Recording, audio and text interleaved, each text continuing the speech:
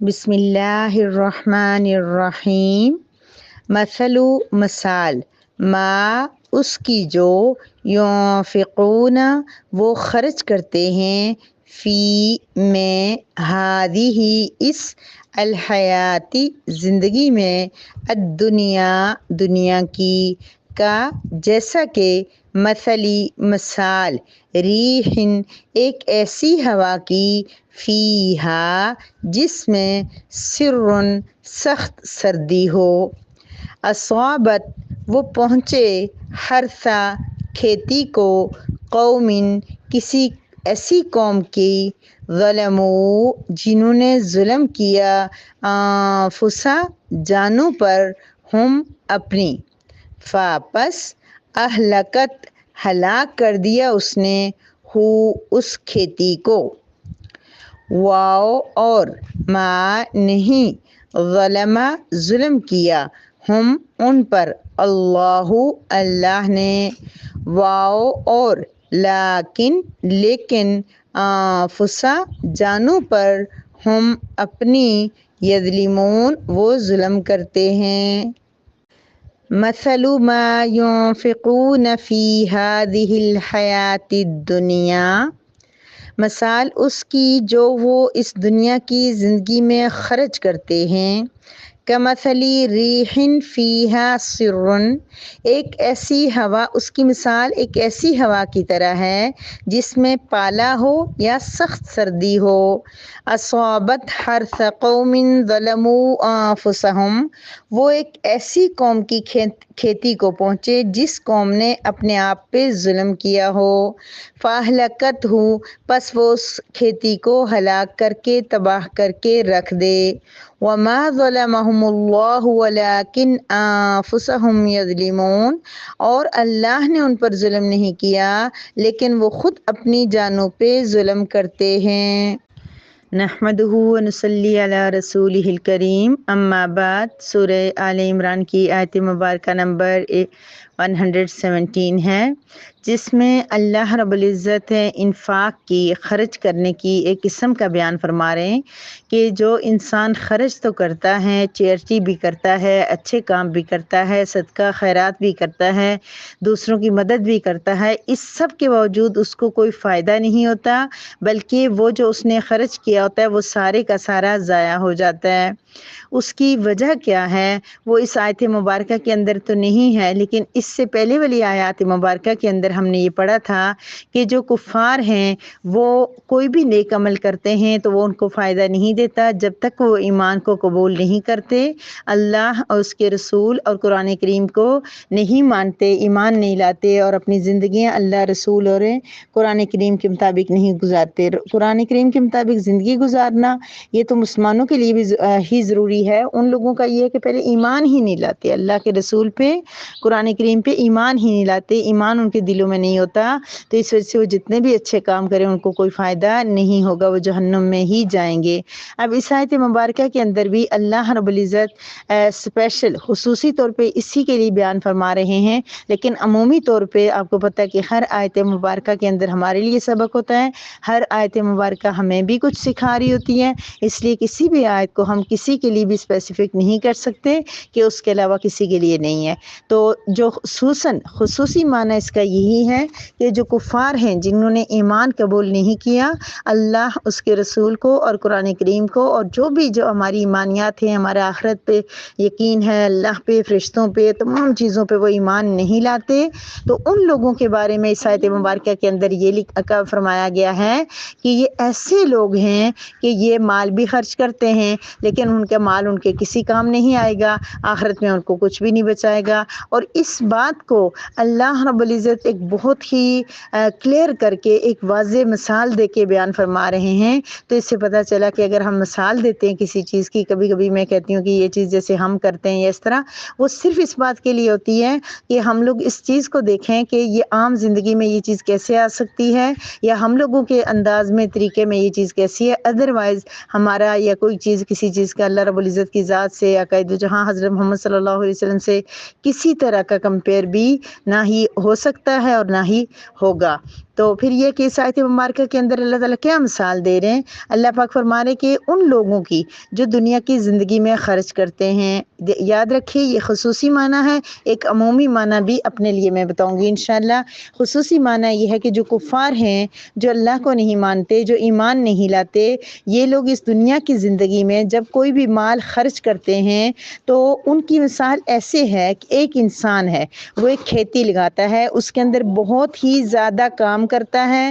بہت ہی زیادہ اس کے اندر کوشش کرتا ہے، اور اس کی کھیتی لہلہا رہی ہوتی ہے، پھل پھول رہی ہوتی ہے، گرین ہو جاتی ہے، خوبصورت ہو جاتی ہے، اور وہ بڑا خوش ہوتا ہے، اس کی بڑی امیدیں ہوتی ہیں اس سے کہ مجھے اب اس کھیتی سے بہت فائدہ ہوگا، مجھے منافع ہوگا، اور میں اس سے بہت زیادہ جو ہے نا پھل فروٹ حاصل کروں گا، یا اس کو بیچ کے میں اپنی جو ہے نا فائنینشلی طور پہ مضبوط ہو جاؤں گا، سب کچھ۔ لیکن اچانک کیا ہوتا ہے کہ ایک ہوا آتی ہے، حالانکہ ہوا کتنی پیاری چیز ہے، کتنی خوبصورت چیز ہے، خاص طور پہ جون جولائی کے مہینے میں یہ ہوا ہمیں کتنی زیادہ اچھی لگتی ہے، لیکن ایک ایسی ہوا آتی ہے کہ جس کے اندر سرن اتنی شدید، سر کہتے ہیں پالا، یعنی کہ بہت شدید، جسے برف ہو نا، ویسے ٹھنڈے کتنی اچھی لگتی ہے سب کچھ، لیکن برف ہو تو برف کے اندر تو نہیں بندہ رہ سکتا ہے، یا پاؤں ہاتھ ڈال سکتا ہے یا کچھ۔ تو وہ سرن ایک ایسی ہوا ہوتی ہے جو شدید ٹھنڈی، بہت زیادہ ٹھنڈی ہو جاتی ہے، اور بہت زیادہ جو ہے وہ اتنی کہ وہی ہوا جو ٹھنڈی ہو کے فائدہ دینا تھا اس نے، وہی نقصان دہ ثابت ہوتی ہے، اور اس شخص کی جو کھیتی، ان لوگوں کی کھیتی کو تباہ و برباد کر کے رکھ دیتی ہے۔ یعنی وہ جیسے یوں کہہ سکتے ہیں کہ جیسے کوئی گولا پڑا، ویسے تو آگ کا گولا ہوتا ہے، ابن عباس کی روایت میں یہ بھی ہے کہ اس سے مراد جو ہے وہ گرم، جو ہے وہ سرن سے مراد جو ہے وہ گرم بھی ہے، کہ ایسی ہوا جو بہت شدید گرم ہو، اور گرم ہوا تو فوراً جو ہے بسم کر کے رکھ دیتی ہے کھیتی وغیرہ کو، لیکن زیادہ جو معنی ہے وہ سرن کا یہ ٹھنڈ ہے، حد سے زیادہ ٹھنڈ۔ تو وہ ایسی قوم کو، ایسے لوگوں کی قوم کو وہ ٹھنڈ پہنچی کہ جنہوں نے اپنی جان پہ ظلم کیا تھا، اور اس نے اس کو اپنی جان پہ ظلم کرنے کا مطلب کیا ہے کہ انہوں نے باوجود اس کے کہ اللہ اور اس کے رسول کی دعوت ان تک پہنچی، اور بات سمجھ میں بھی آگئی، کائنات کی ہر چیز بتا رہی ہے بار بار کہ اللہ ہے، کوئی ہے، اور پھر وہ لوگ اللہ کو تو مانتے ہیں، لیکن پھر یہ نہیں مانتے کہ اللہ رب العزت ایک ہیں، اللہ کے ساتھ شریک ٹھہرا دیتے ہیں، یا کوئی انسانوں کو جیسے عیسیٰ علیہ السلام کو اللہ کے ساتھ ملا دیتے ہیں، یا پھر یہ کہ حضرت محمد صلی اللہ علیہ وسلم کی ذات کو بھی اللہ رب العزت کی صفات میں سے کوئی صفات دے دیں، یا اس طرح کوئی بھی طریقہ کر کے وہ کیا کرتے ہیں، اپنی جانوں پہ ظلم کر رہے ہوتے ہیں، یعنی ایمان ان کا پختہ نہیں ہوتا، اللہ اور اس کے رسول پہ یقین اور ایمان ان کا صحیح نہیں ہوتا، تو ان کی کھیتی کو کیا ہلاکت ہو، وہ ہلاک کر دیتی ہے، وہ جو ہوا ہوتی ہے وہ اس کو تباہ و برباد کر دیتی ہے۔ تو اسی طریقے سے ایک انسان ہے، اس نے ایمان قبول نہیں کیا تو ساری زندگی وہ چیریٹی کرتا رہے، صدقہ خیرات کرتا رہے، فلاح و بہبود کے کام کرتا رہے، تو اس کو اس کا کوئی فائدہ نہیں ہوگا، کیونکہ ایمان شرط ہے اس کے لیے کہ ہر چیز کا جو فائدہ ہوگا، ثواب ہوگا۔ اس سے پہلے آیت مبارکہ کے اندر جب اللہ پاک نے یہ فرمایا تھا کہ کسی کی بھی ناقدری نہیں کی جائے گی، کوئی بھی انسان کوئی بھی چھوٹے سے چھوٹا عمل کرے گا تو وہ قبول ہوگا، لیکن یہاں یہ بتا دیا گیا کہ اچھے ہر عمل کے لیے ضروری ہے کہ انسان کا ایمان ہونا ضروری ہے اللہ پہ۔ اگر ایمان نہیں ہوگا تو کوئی بھی اچھا کام بھی کام نہیں آئے گا۔ البتہ یہ ہے کہ جو لوگ دنیا میں چیریٹی، خیرات، صدقہ وغیرہ کرتے ہیں، اچھے کام کرتے ہیں، تو اس کا صلہ ان کو دنیا میں اللہ پاک ضرور دے دیتے ہیں۔ اسی وجہ سے ہم دیکھتے ہیں کہ کچھ لوگ جو وہ کفار جو ہوتے ہیں، وہ عموماً جو ہے اوورآل جب بھی دیکھنے میں آتا ہے تو وہ دنیا میں جو ہے خوشحال ہوتے ہیں، اچھے ہوتے ہیں، کھانے پینے کا ان کا زیادہ ہوتا ہے، جبکہ مسلمز ہمیشہ جو ہے، اور جتنا ہی بھی وہ جو لوگ نیک ہوتے ہیں وہ زیادہ جو ہے وہ ہماری مشکلات کا شکار ہوتے ہیں، اس لیے کہ اللہ تعالیٰ نے دنیا نہیں ان کے لیے بنائی ہوتی، تو ان کو جو ہے آخرت میں اجر ملے گا، اور کفار کے لیے چونکہ آخرت میں کچھ نہیں ہے، اس لیے اللہ پاک ان کو دنیا میں نوازتے ہیں۔ تو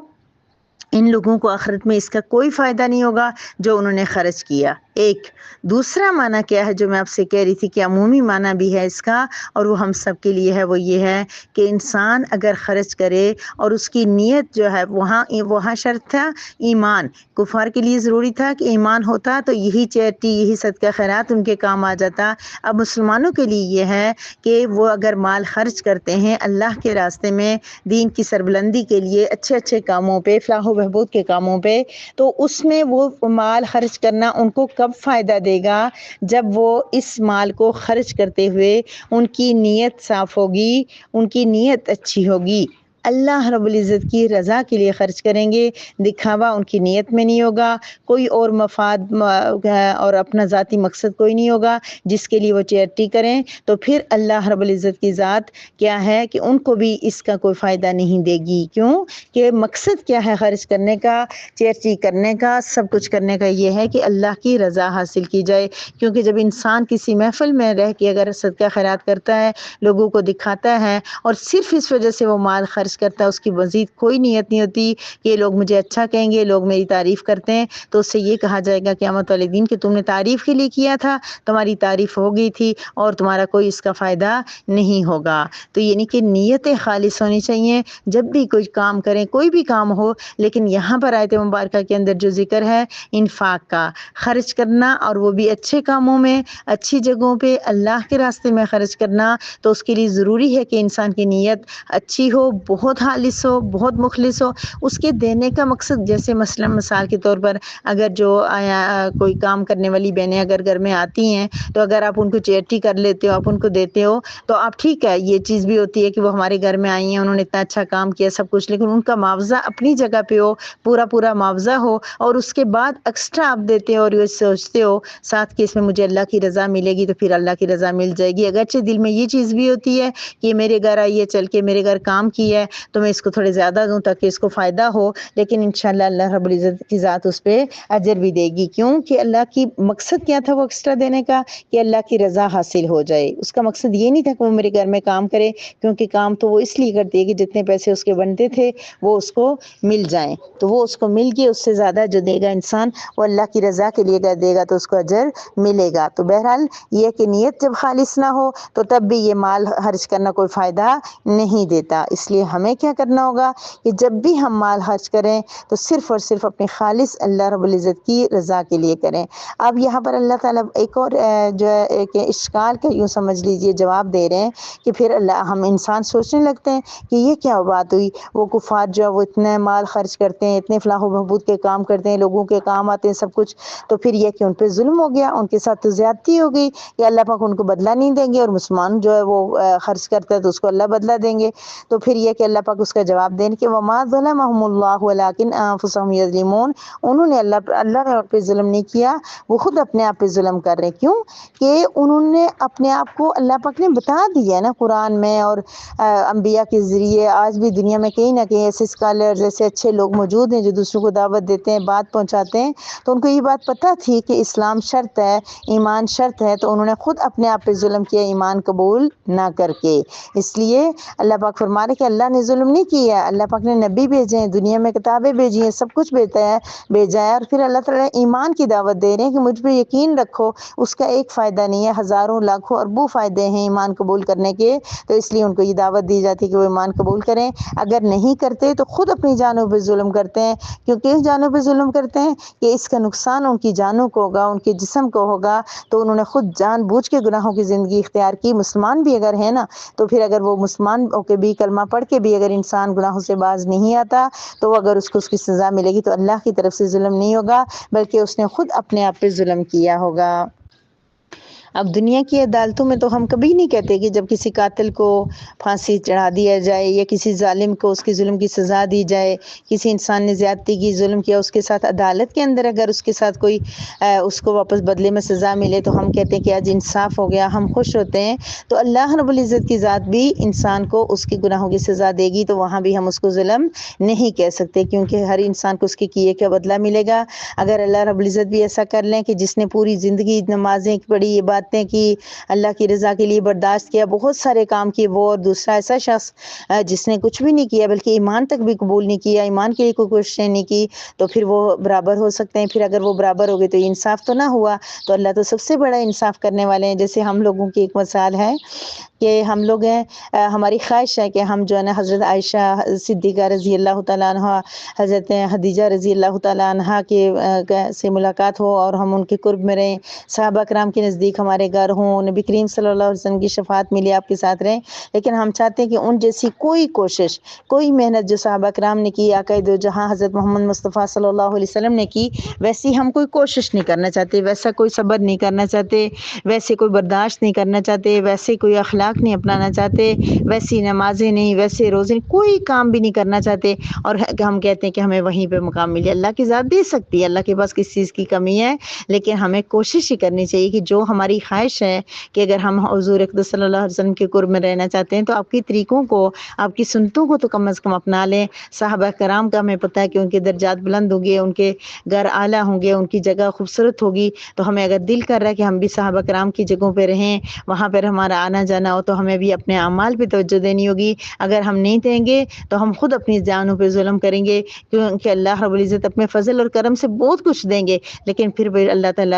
رب العزت جو ہے وہ انصاف کو نہیں چھوڑیں گے۔ تو اس لیے اس آیت مبارکہ سے ہمیں یہ پتہ چلا، یہ پہلی بات ہے کہ جو بھی ہم کفار جو کچھ خرچ کرتے ہیں اس کا تو ان کو فائدہ نہیں ہوتا، گویا کہ وہ خود، اور اسی طرح سے مسلمان ہے اور اس نے اتنی چیریٹی کی، صدقہ کیا، اتنا پیسہ لگایا، لیکن صرف چھوٹی سی یہ ریاکاری اور اس طرح کی کوئی بھی چیز، یا پھر وہ